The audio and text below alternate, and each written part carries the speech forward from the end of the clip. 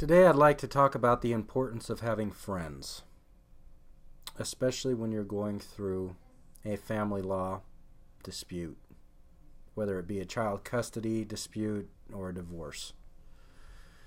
I have had many clients over the last 12 years come into my office completely destitute, very sad, suicidal,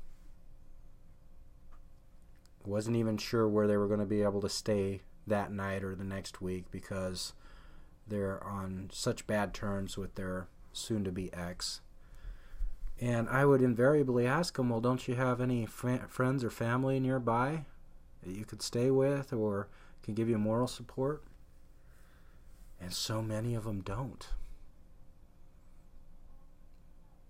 They're maybe introverted people and they just don't get out and socialize, or they haven't really explored what Las Vegas has to offer by way of making friendships. Maybe they just don't like people in general, and that might be part of the reason they're getting divorced in the first place. But I often tell them, look, you'll feel better, you'll get some positive affirmation from friends and friendly people. So it's important to get out there, especially when you're about to lose the person that's been consistently in your life for so long. You need to build a social network. You need a social network not only for your emotional stability and welfare, friends to lean on, but potentially as witnesses, especially if your soon-to-be ex is accusing you of all kinds of nasty, horrible things like abuse or child abuse, or that you're a terrible parent with the children. If you have witnesses that spend significant time with you and your children, friendly people, they could be neighbors, they could be from your church, they could be from social organizations that you might join through, say, a website called Meetupcom. These people could be potential witnesses for you at trial. And it's good to have a lot of witnesses because they'll remember different instances of your behavior, your ex's behavior, good and bad, that could be used to convince a judge that you should win. That brings me to Meetup.com. I've asked people over the years, why don't they just put up a profile on Meetup.com?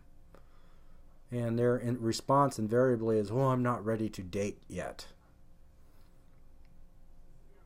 And that shows me how little they know about the technology out there, because Meetup.com is not a dating website. Meetup.com is a website designed to allow you to find people with like interests so that you can socialize with them. For instance, you could go to the movies with a group. You could play board games with people that are interested. You can go hiking, biking, walking with this meetup group.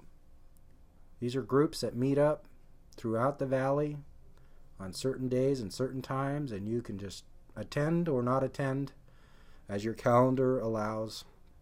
And during these social interactions, you may make some friends. You may find people with like minds. There's even meetup groups for single parents.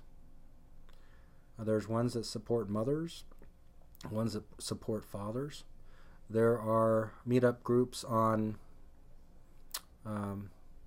making photo albums and crocheting, I think.